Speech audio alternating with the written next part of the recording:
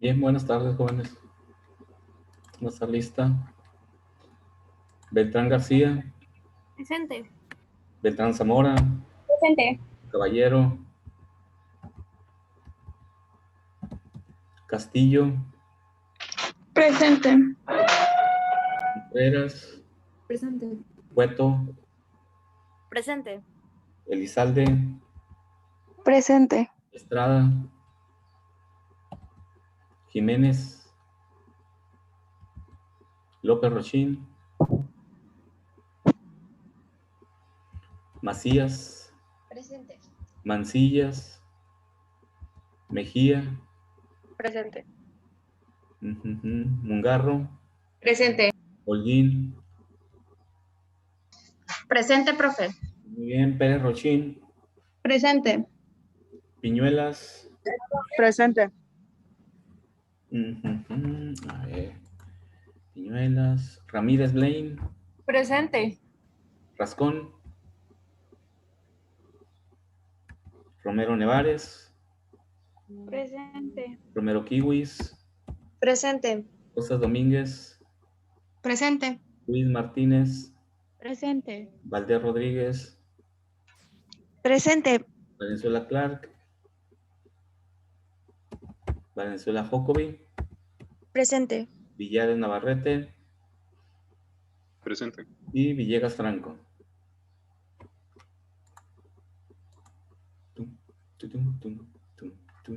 Muy bien.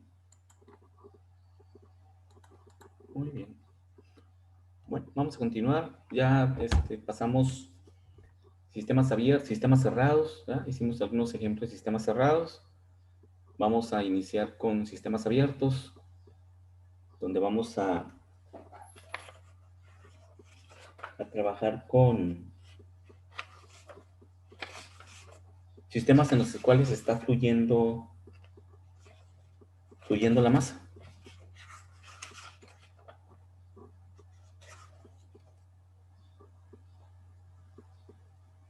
Y la diferencia en la ecuación, que con las ecuaciones que hemos visto hasta ahorita, ahorita vamos a ver en la presentación, compartir, pues es simplemente la expresión de la ecuación. ¿Ok? Vamos a analizar un sistema cerrado, ya lo analizamos. Vimos que es un recipiente, un tanque, una lámpara, un extinguidor, cualquier dispositivo que es cerrado. La transferencia de energía siempre está presente a menos que sea un sistema aislado, pero la masa no fluye. Entonces la energía cinética y la energía potencial son relativamente muy pequeñas con respecto de la energía interna de nuestro sistema y se desprecian. Mayormente no hicimos ninguno donde calculáramos esas energías porque son muy pequeñas, ¿no? Entonces la ecuación de balance siempre nos queda en función de la energía interna, del trabajo que se puede hacer en caso de que el recipiente cerrado sea flexible. Hay un trabajo de frontera, ¿sí? Si es un recipiente rígido, sabemos que el trabajo de frontera no existe y nos queda simplemente que el calor absorbido o cedido por mi sistema es igual al cambio de energía interna, ¿sí? Si hay un trabajo de frontera que se pueda hacer, pues parte de esa energía interna o parte de ese calor absorbido se va a transformar en un trabajo para poderse expander el globo o lo que tengamos dentro de un recipiente flexible, el helio, el aire, lo que sea. Entonces, delta U es igual a Q más trabajo de frontera más el calor. Entonces, a eso se reduce nuestra expresión. Ya la resolución específica de cada problema pues, está en función de lo que nos pida el problema. Capacidades caloríficas como una función tenemos que integrar para poder, dentro de la ecuación de balance. Y también podemos utilizar la energía interna, la entalpía. Recuerden que también las trabajamos como entalpías. Pues siempre y cuando sabiendo que la entalpía es la unión de la suma de la energía interna y el trabajo de frontera. Entonces, esa es una estratagema, es un artilugio humano, ¿no? Que nos permite poder trabajar con capacidades caloríficas a presión constante en caso de que no las tengamos. Y poder trabajar con la ecuación de la termodinámica en caso de que no tengamos tablas termodinámicas, como el agua. ¿sí? Hay otros gases que no tenemos y tenemos que utilizar el cambio de entalpía en lugar del cambio de energía interna por la facilidad. Hay más datos de entalpía para algunos gases. Recuerden el nomograma de CO2, ¿va? No venía la energía interna, venía la entalpía. Y por esa razón, pues podemos modificar nuestra ecuación de balance y expresarla como entalpía en lugar de energía interna. Eso lo hicimos creo que en 2 problemas de los que resolvimos. Entonces, para un sistema abierto, es un dispositivo en el cual sí está fluyendo la masa. Sí fluye la masa. Por eso es un sistema abierto. Es un sistema abierto en cuanto al flujo. Puede ser un sistema cerrado en cuanto al sistema completo. Por ejemplo, un intercambiador de calor como la caldera se considera un sistema abierto, pero porque la caldera entra y sale la masa. Pero a todo el proceso de intercambio de calor de una termoeléctrica a un ciclo Rankine, donde está insertada la caldera, ese sistema se considera un sistema cerrado, ¿sí? Porque no se pierde masa al exterior, está fluyendo dentro del mismo sistema. Entonces, ¿cómo delimito mi sistema? Para hacer el cálculo de balance, es lo que luego nos dice si el sistema es abierto o el sistema es cerrado. Ahí lo vamos a ver en algunos ejemplos. Entonces, la masa sí fluye. ¿Y cuál es la diferencia en la expresión de la ecuación de balance? Recuerden que la expresión de balance para un sistema abierto, cerrado, dijimos que en una parte de mi sistema, en el interior, se encontraban siempre las propiedades del fluido, ¿no? La energía cinética, la energía potencial, la energía interna. Mientras que las otras 2 propiedades o las otras 2 formas de energía, revisamos 6 formas de energía, ¿recuerdan? Las otras, la sexta es la entalpía, ¿no? Que no es una forma de energía, sino es una adecuación, ¿verdad? De la energía por parte de nosotros, ¿no? Las otras 2, calor y trabajo, entran o salen de mi sistema a través de las paredes de la frontera. Y ese es un balance de energía. Todo lo que suceda adentro es porque algo pasó afuera, ¿no? Por eso dijimos que energía cinética más energía potencial más energía interna era igual al calor más el trabajo. Lo que está dentro, si cambia, es porque algo cambia afuera, ¿no? Entonces ese es el balance. Entonces, ¿qué pasa con la ecuación para un sistema abierto? Seguimos manejando las mismas propiedades, las mismas 6 formas de energía, porque 3 de ellas están en el fluido y 2 de ellas están por fuera de mi sistema, pueden entrar y salir de él.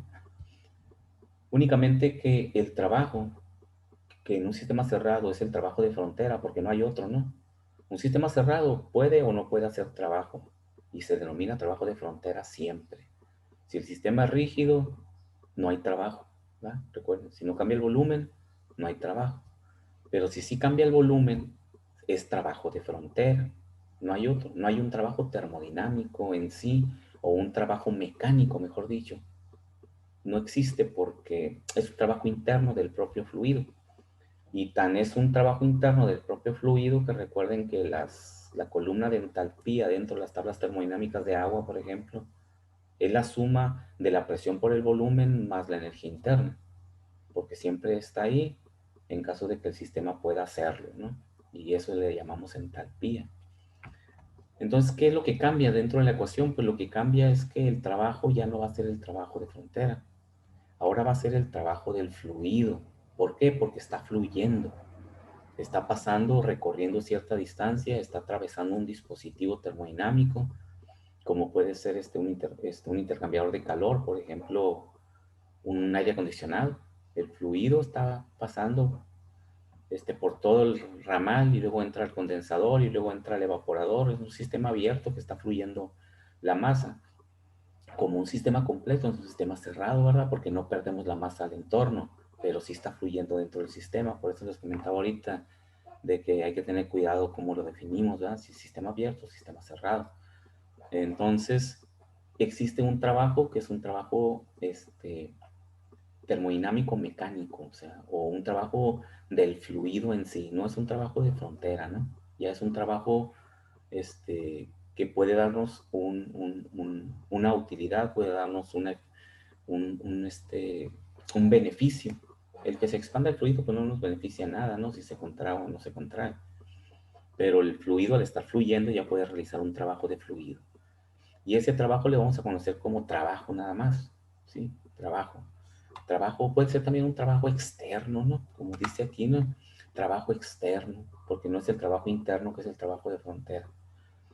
Entonces dice el trabajo neto, W, realizado por un sistema abierto o sobre un sistema abierto, por sus alrededores puede escribirse de esta forma. Chequen que la misma ecuación de sistema cerrado, Q más W, pero este ya es el trabajo externo, aquí está, ¿no? Es igual a las energías que están en mi fluido, ¿sí? Energía cinética, energía potencial, únicamente que aquí ya no es la energía interna, es la entalpía. En sistemas abiertos siempre trabajamos con entalpías. En sistemas cerrados trabajamos con energías internas o si es posible lo transformamos en entalpía para facilitar los cálculos. Pero en sistemas abiertos siempre trabajamos con entalpía porque no nos interesa calcular un trabajo de frontera. El trabajo de frontera está sumado a la energía interna y eso lo vamos a conocer como entalpía. ¿Sí? Entonces la ecuación, déjame ver si aquí adelante está la ecuación. Sí, aquí está. Aquí está la ecuación ya de balance de un sistema abierto. El cambio de energía interna, el cambio de entalpía, en donde tenemos sumado la energía interna y el trabajo de frontera, sí existe. Más, si no existe, sabemos que la entalpía es igual a la energía interna, ¿no? De hecho, así resolvimos un problema nosotros, ¿no? La energía cinética, el cambio de energía potencial, y eso es igual al calor más el trabajo externo, ¿sí? O sea, el trabajo que nos entrega el fluido por estar recorriendo cierta distancia o por estar cayendo de cierta altura, independientemente de la energía, ¿no? Porque la energía potencial se convierte en trabajo, o la energía cinética se convierte en trabajo, o la entalpía la convertimos en trabajo, pero ya es un trabajo del fluido, ¿sí? Este no es el trabajo de frontera.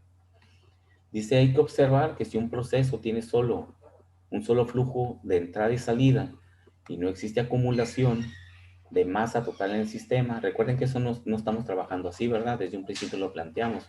Nuestros sistemas son sistemas estacionarios, ¿sí? No cambian en forma importante las propiedades de mi fluido a lo largo del proceso y no existe acumulación ni generación y menos consumo, ¿no? Dentro de mi proceso. Son sistemas estables. Los otros se llaman sistemas no estacionarios, ¿no? La expresión sería entonces para delta H.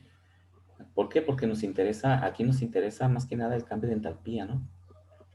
El cambio de entalpía de mi fluido. Sabemos que la energía cinética y la energía potencial van a ser importantes ahora, pero en sí el cambio de entalpía, como ser la propiedad más importante de mi proceso, de mi fluido, es lo que nos interesa estimar. La podemos estimar, sabemos, en función de los moles, o la podemos estimar en función de la masa. Puede ser joules por gramo, o puede ser joules por mol, ¿sí? Y es el cambio de entalpía siempre entre lo que entra y lo que sale. Entonces, siempre la vamos a estimar igual, ¿no? Eso lo hacemos en forma automática, dependiendo de qué dato nos da el problema, ¿no? Pero luego andamos buscando el peso molecular para poder convertir de moles a gramos o de gramos a moles, ¿no? Entonces, siempre la vamos a expresar de esta forma, el cambio de entalpía. Entonces, como es un flujo, como es un sistema, eso es en cuanto a la ecuación de balance, ¿no? Cambio de entalpía, que puede estar en moles o en gramos. La energía cinética, que puede ser importante ya si el fluido lleva mucha velocidad. O puede ser la energía potencial, si el fluido, por ejemplo, está cayendo de una posición muy alta a una posición muy baja, o lo estamos elevando, ¿sí? Si vamos a elevar agua a un tanque elevado que esté arriba de un cerro para luego, en forma por gravedad, entregar esa agua a la población, hay que bombear el agua hasta la punta del cerro. Así se hace, ¿no? En muchas ciudades, ¿no? Se bombea el agua a un depósito elevado y luego se entrega por gravedad hacia los usuarios, porque entregar por bombeo hacia los usuarios es muy complicado. Hay muchos problemas hidráulicos de movimiento del fluido. Entonces, para no tener problemas de reventamiento de tuberías o problemas de operación, se prefiere mejor entregar por gravedad el agua a los usuarios. Entonces, si está muy elevado, pues tenemos una energía potencial muy grande que hay que suministrar por medio de la bomba. Entonces, aquí vamos a estar trabajando con dispositivos como bombas para mover un fluido líquido o dispositivos como compresores para mover un fluido gaseoso. Y vamos a meter entonces el trabajo del compresor, el trabajo de la bomba dentro de nuestro sistema de balance de energía, ¿sí? Ya aparecen ese tipo de mecanismos o de equipos que necesitamos para mover el fluido porque estamos en sistemas abiertos, ¿no? Entonces, tenemos que hablar como el fluido puede fluir, tenemos que hablar de que podemos manejar ese fluido como un flujo volumétrico o como un flujo másico, ¿sí? Entonces hay que recordar eso. El flujo volumétrico son los metros cúbicos por segundo en el sistema internacional, ¿verdad?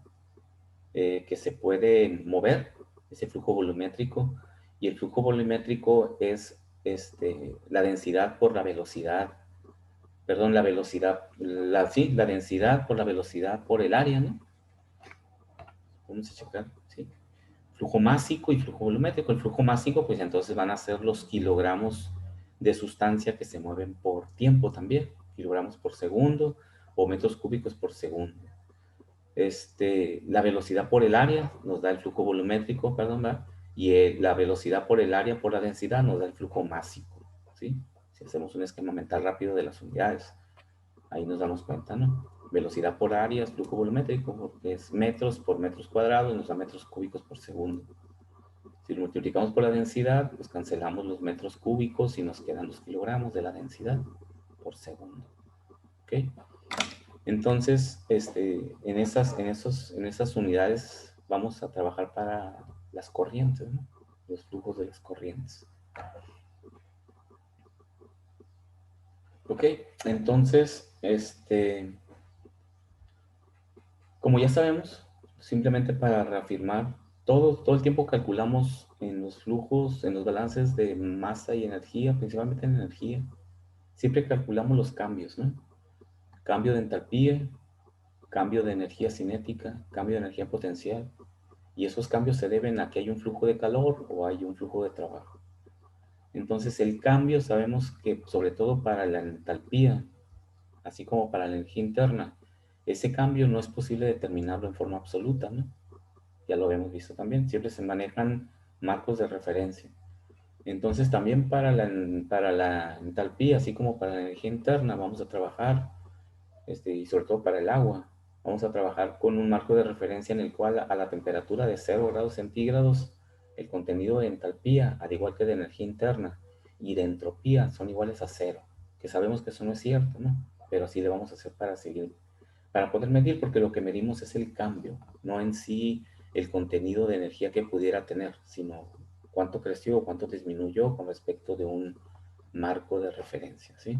Lo mismo vamos a hacer entonces para la entalpía, así como lo hacemos para la energía interna. Eso como un dato, ¿no? De por qué cuando tomemos la entalpía del agua a 0 grados centígrados, 0. Pues eso sabemos que no es cierto, ¿no?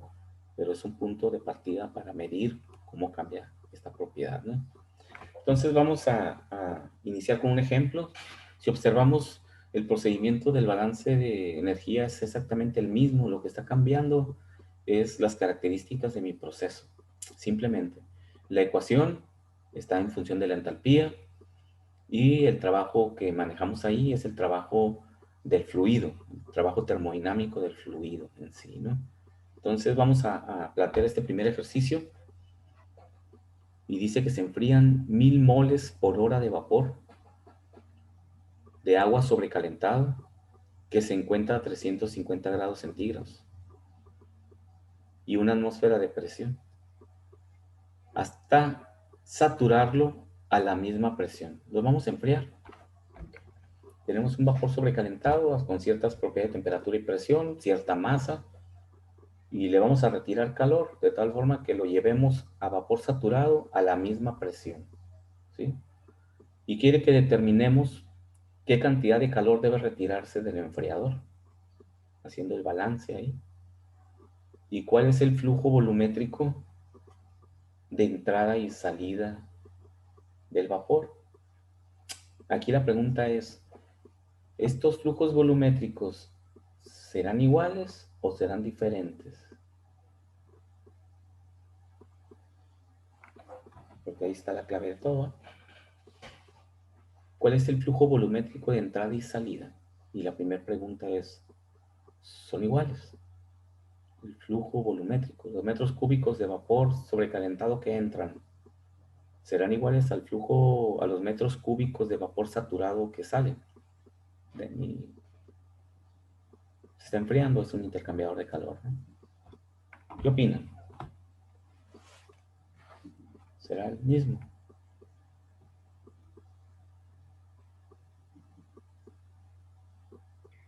No es el mismo porque bueno, o no sé, según yo, como va a cambiar como de estado, se podría decir, en lugar de estar de puro vapor, va a ser como mezcla y va a cambiar el volumen. No, no va a pasar a ¿No? mezcla, pero sí va a cambiar el volumen. Ajá. O sea, va a pasar de vapor supercalentado, el cual por lógica tiene más energía, se expande más, a vapor, sigue siendo vapor, ¿no? Pero vapor saturado, ya es un vapor más frío, por lo tanto ocupa menos volumen, ¿verdad? Un vapor sobrecalentado se expande más, un vapor saturado es vapor, pero se expande hasta cierto volumen como vapor saturado. De hecho, es el dato de la tabla, ¿no? Recuerden que en las tablas el vapor saturado y luego está el vapor, el volumen saturado como gas y luego el volumen saturado como líquido. Entre esos dos sí tenemos la mezcla, ¿sí? Entonces, sí, no pueden ser iguales. ¿Y la masa será igual, el flujo másico, los kilogramos por segundo, o también serán diferentes?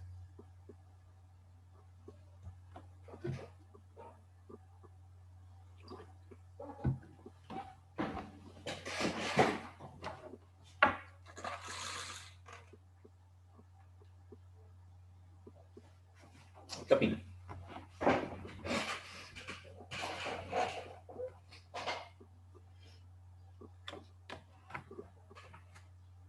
¿Se conserva igual que no? Ok, esa es la misma, ¿sí? Recuerden que estamos en sistemas estables, por lo tanto no hay generación, no hay acumulación, no hay consumo. Entonces la regla dentro de este sistema o de estos procesos a flujo abierto es ese, ¿no? La masa siempre es la misma. El balance de masa. Recuerden que el balance no dice que la masa que entra, lo que entra es igual a lo que sale. Pero en flujo volumétrico sí es diferente porque depende de las propiedades termodinámicas a las que se encuentre el fluido y en qué fase se encuentra el fluido, ¿no? Sabemos que su volumen mínimo va a ser la de líquido saturado, ¿no? Su volumen máximo tendrá con vapor sobrecalentado. Entonces el volumen sí cambia, ¿no? Eso hay que considerarlo al momento de hacer la resolución de los problemas. Entonces vamos a plantear el problema, vamos a plantearlo y ahorita, es más, lo vamos a plantear y ahí lo van resolviendo.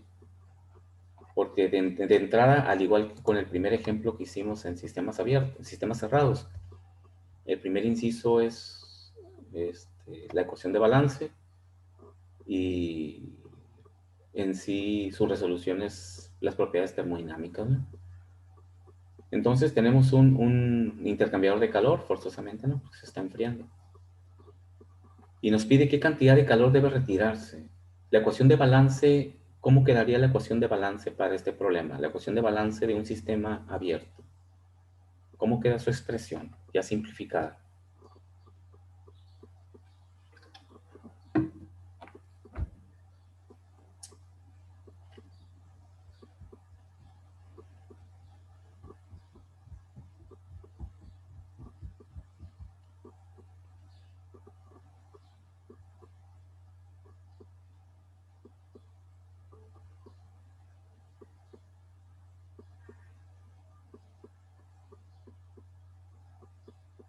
¿Cómo queda?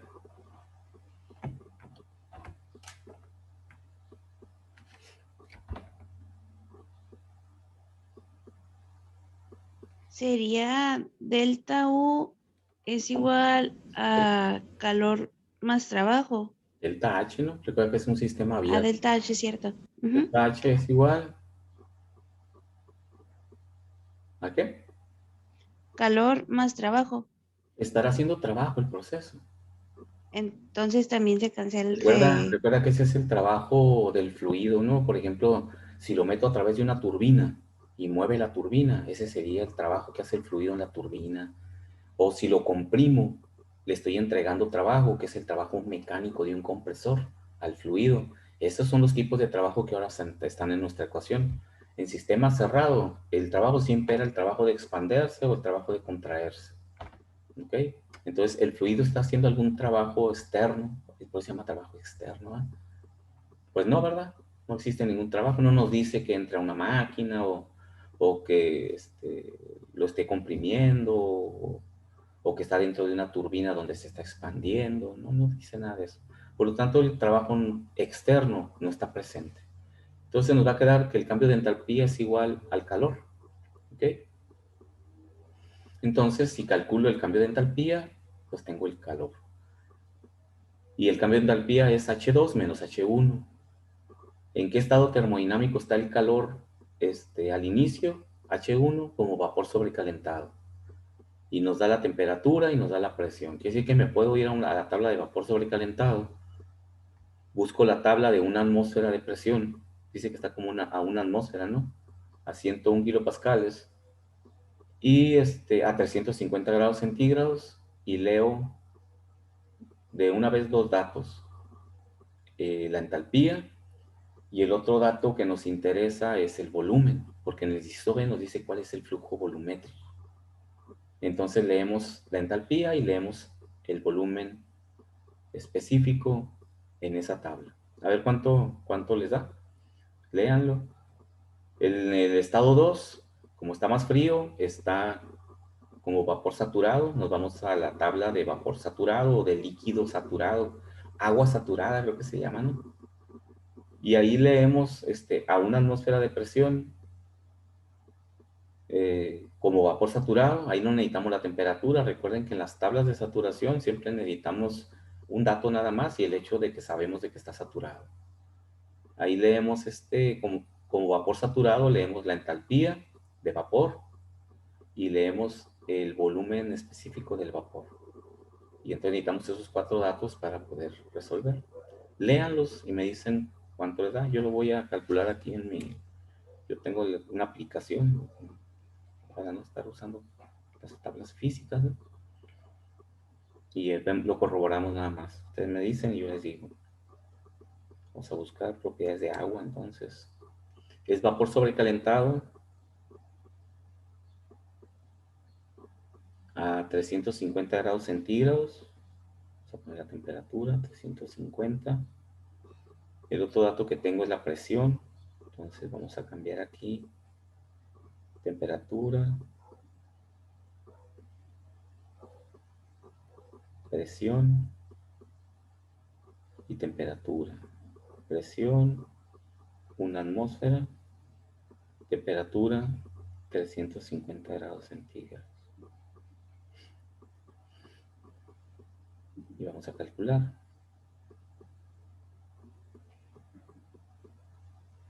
Me dice que es vapor sobrecalentado.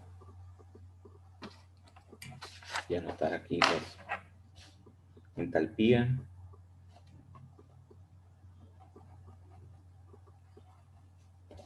Y el volumen específico.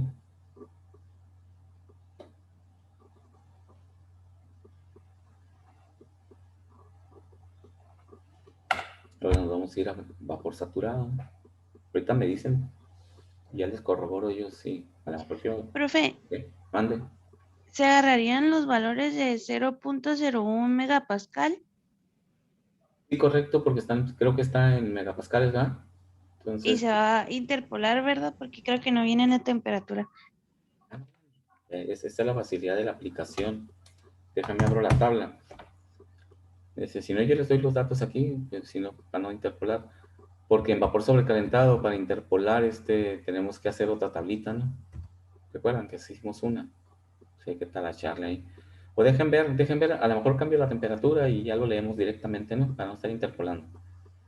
Déjenme abro la tabla. Pues no tiene caso. Para resolver, pues cambiamos la temperatura. Si no, pues tenemos que hacer la tablita, ¿no? Materias. Propiedades termodinámicas, tablas termodinámicas. Sengel. Es una atmósfera.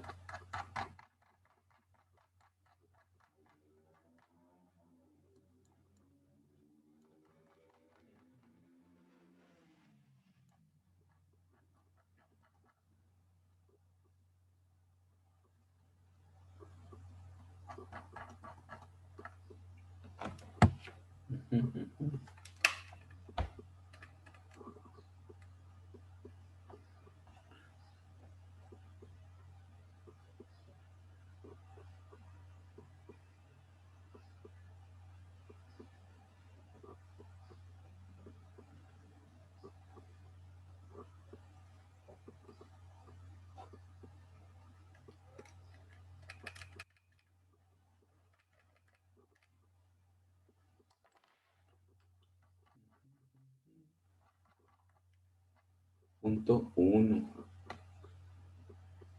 Pero es la temperatura. Cuando tienes que hacer una tabla es con la presión. Ok, es la temperatura. O sea que hay que interpolar simplemente, la presión está bien, pues. 350 serían la entalpía, 3074, 400. Interpolen ahí, les va a dar más o menos 3000. A mí me dio 3175.8 con la aplicación, ¿no? Vamos a ver. Regresión lineal. Vamos a tomar 4 datos, 250. Si alguien lo tiene ya, pues ya no lo comparten, ¿no?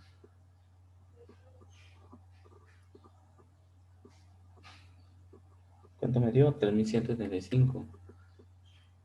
2974.5. 300. 13074.5. 400. 3278.6. Y 500. 3488.7.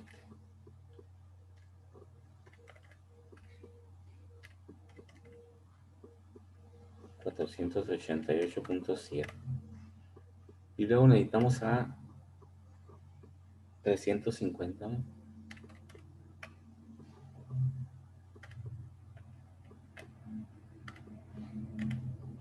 3178.36. La aplicación me dijo que era 3175.8. Entonces está bien, ¿no? La aplicación lo hace con una función, ¿no? Nosotros lo hacemos con 4 datos nada más y la calculadora o la aplicación lo hace con todos los datos de la curva de entalpía contra temperatura. O sea, por eso sale un poquito diferente, ¿no? Pero no está mal. 3178.36 sería interpolando 4 datos, ¿no? Interpolamos de 250 a 500. Entonces, ese dato vamos a tomar como entalpía. Y el volumen, si quieren se los paso, ya lo tengo aquí. Lo pueden interpolar ahí, pero va a andar alrededor de 2.8334 metros cúbicos por kilogramo. Si no, y también lo pueden interpolar ahí, ¿no? Tomando los mismos datos. 2.8334 metros cúbicos por kilogramo. Y la entalpía, pues la que interpolamos, 3178.36.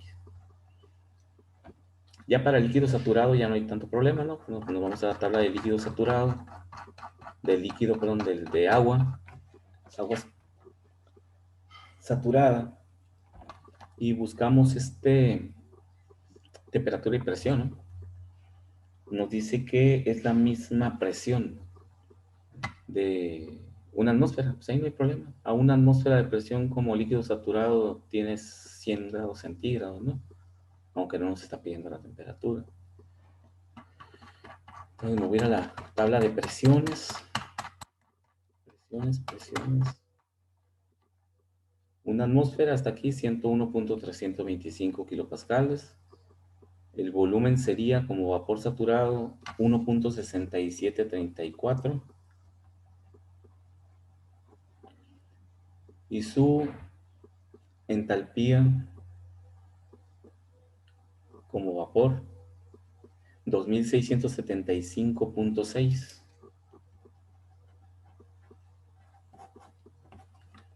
¿Vean? ¿Está bien? Vapor saturado. Entonces ya podemos calcular el cambio de entalpía, porque el cambio de entalpía es igual al calor. El cambio de entalpía, delta H es igual a H2 menos H1. Ahorita vemos la cuestión de la masa, ¿no? Nos dice que la masa son 1000 mol por hora de vapor de agua, ¿no?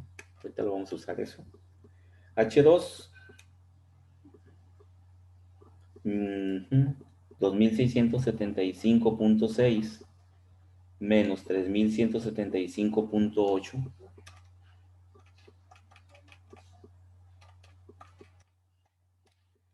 nos da menos 500.2. Son kilojoules por kilogramo. ¿Sí va? Kilojoules sobre kilogramo. El signo negativo nos indica que se está enfriando, ¿no? Está enfriando el fluido. Pero eso es por kilogramo. El flujo dice que es de 1000 moles por hora. Por lo tanto, hay que utilizar el flujo volumétrico, el flujo másico que tenemos ahí.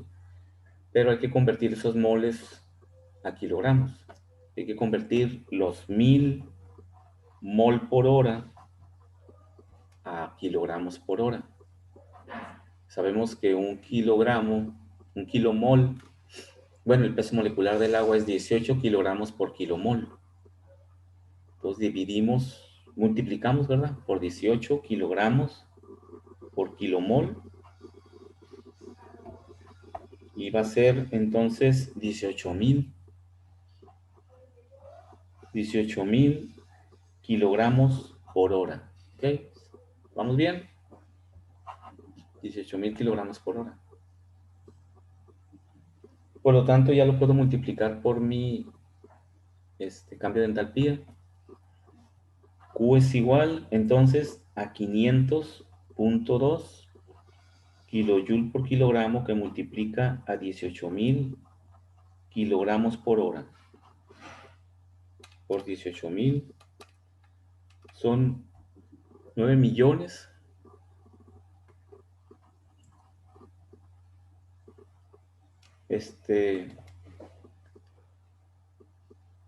3,600, ¿no?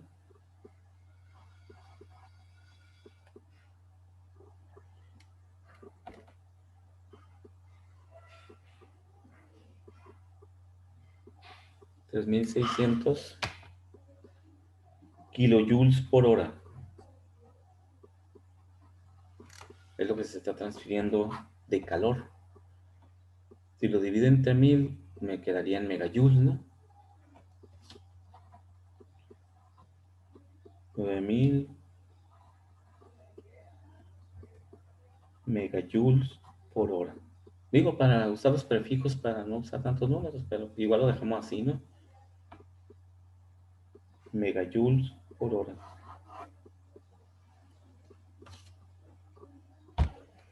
¿Sí? ¿Sí les dio eso?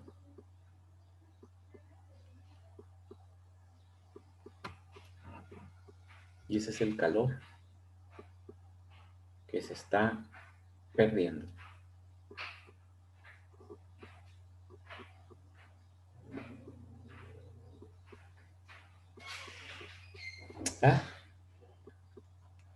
La conversión que hice de moles a kilogramos está mal, ¿verdad? ¿Se dieron cuenta?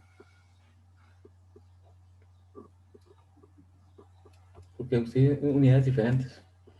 Son 1000 moles, no 1000 kilomoles por hora lo que está entrando. Son 1000 moles, pensé que eran kilomoles. 18, entonces, por eso el numerote también muy grande, ¿no? Son gramos, no kilogramos. Entonces son 1000 moles por hora, 18 gramos por mol. Y van a ser 18,000 gramos. Y esos 18,000 gramos son 18 kilogramos. ¿Ah? Poquito, ¿no? Ahora se me hizo muy poquito. Pero eso es, porque dice el problema 1000 moles por hora, ¿no? Gramos por mol, 18,000, luego entre 1000, para convertirlo a kilogramos, son 18 kilogramos por hora, ¿no? 18 kilogramos por hora, 500 por 18, 9000 kilojoules por hora. No necesitamos el prefijo, pues volvió a quedar igual, pero en lugar de ser megajoules son kilojoules, ¿no? Nada más. Igual, 9000 kilojoules por hora, lo que da. Ok, 9000 kilojoules por hora. Por eso se me hacía muy grandote el número, pues, me le quedé viendo a los datos, sí. Son 1000 moles, no 1000 kilomoles. Entonces, eso para el inciso A, ¿no? Voy a pasar al...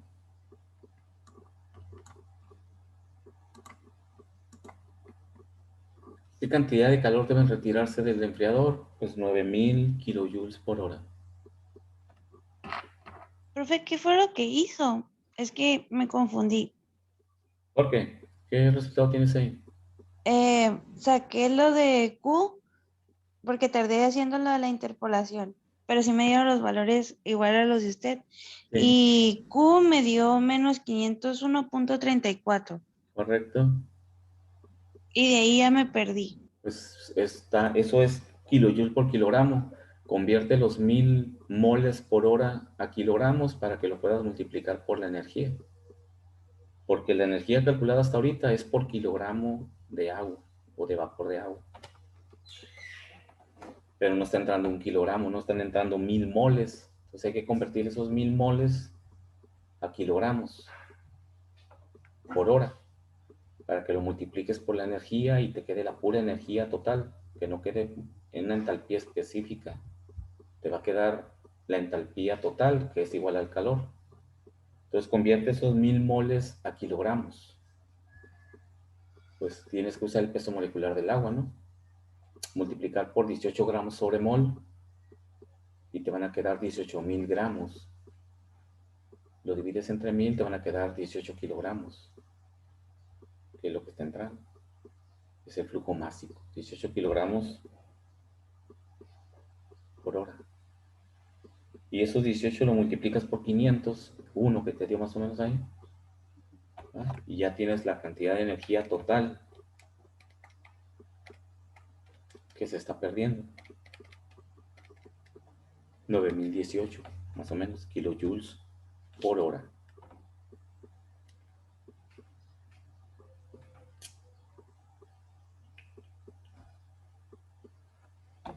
¿Sí?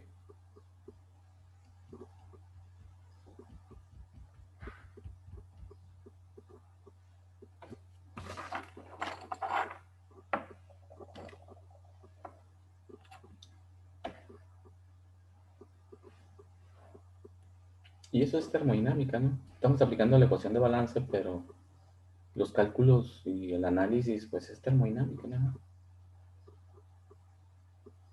Ya en el inciso B nos dice cuál es el flujo volumétrico entrada y salida, ya quedamos en que son diferentes. Entonces, a la entrada tenemos 2.8334 metros cúbicos por kilogramo de vapor sobrecalentado. A la entrada.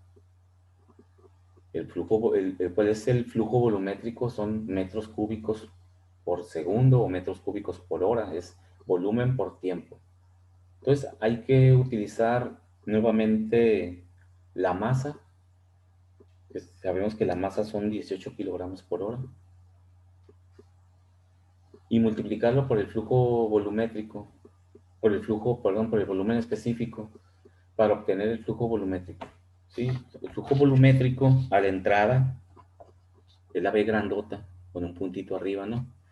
El flujo volumétrico a la entrada va a ser igual al volumen específico a la entrada por el flujo másico, que es la M con la bolita arriba, M minúscula. Y nos va a dar 2.8334 metros cúbicos por kilogramo, que multiplica a 18 kilogramos por hora.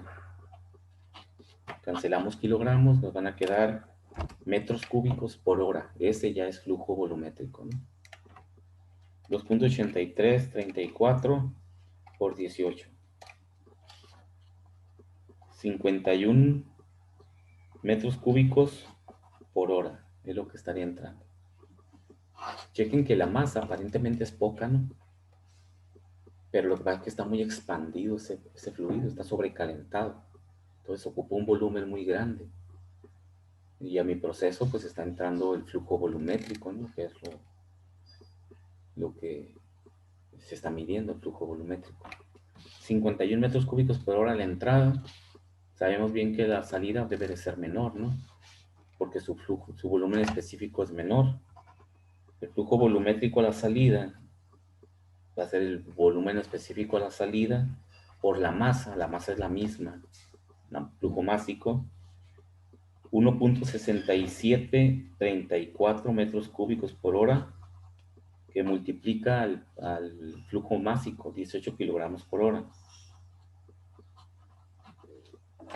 1.6734 por 18. 30.12 metros cúbicos por hora.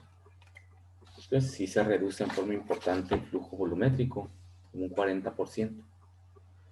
¿Okay? Porque está perdiendo 9.000 kilojoules de calor. Por eso se reduce su volumen. ¿Okay?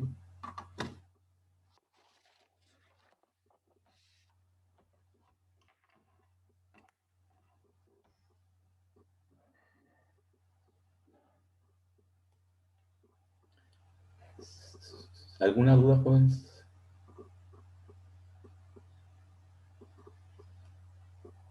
Profe, ¿cuánto había dicho que era lo que se perdía de calor? 9.000 kilojoules más o menos. Ah, ok. Sí me dio entonces. Sí, sí, 9.018 creo que te da activa. No sé. Me dio 9.024. Ok, está bien, perfecto. Sí, por los decimales ahí. Y yo tomé el dato de la aplicación en el volumen específico. Perdón, en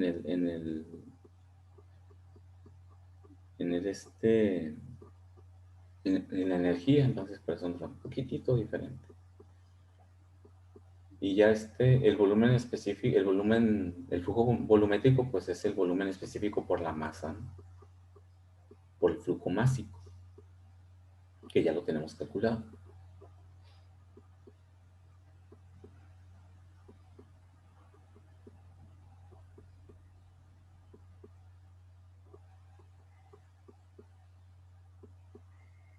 Ok, pues termínenlo, calcúlenlo, eso es lo que da, les debe dar 51 metros cúbicos por hora como volumen, flujo volumétrico a la entrada y 30.12 metros cúbicos por hora a la salida, como debe de ser, ¿no? Porque está menos caliente el vapor. Chequen eso y si tienen alguna duda, pues ya me comentan en la próxima clase. En la próxima clase, pues resolvemos unos 2, 3 ejercicios más y ya podremos les voy a subir su tarea, ¿no? Una actividad de una vez la voy a subir considerando unos 2, 3 problemas de sistemas abiertos, porque en esta semana pues vamos a ver eso, ¿no? Ya nos quedaría lo que resta de mayo, lo que son 2 semanas, ¿no? Para ver con reacción química, sistemas balance de energía con reacción química. Ok, muy bien, jóvenes, si no hay preguntas, nos vemos el próximo miércoles. Profe, Mándeme. ¿me podría poner asistencia, por favor? Claro. Valenzuela Clark. Valenzuela. Ajá, Valenzuela Clark. ajá, sí. Muy bien. Profe, a Estrada Sandoval y Rascón Pérez, sí le puso asistencia, es que no le sirve el micrófono, pero le pusieron presente por el chat. Valenzuela, claro. ¿Quiénes son, dices? Estrada Sandoval y Rascón Pérez. Estrada, Sandoval y Rascón. Rascón, Rascón, Rascón. Listo. Ok, ya quedó. Muy bien. Gracias, profe. De nada, nos vemos el miércoles. Hasta luego, cuídense. Gracias, Bye, profe. maestro, igual. Igualmente, profe. Hasta luego.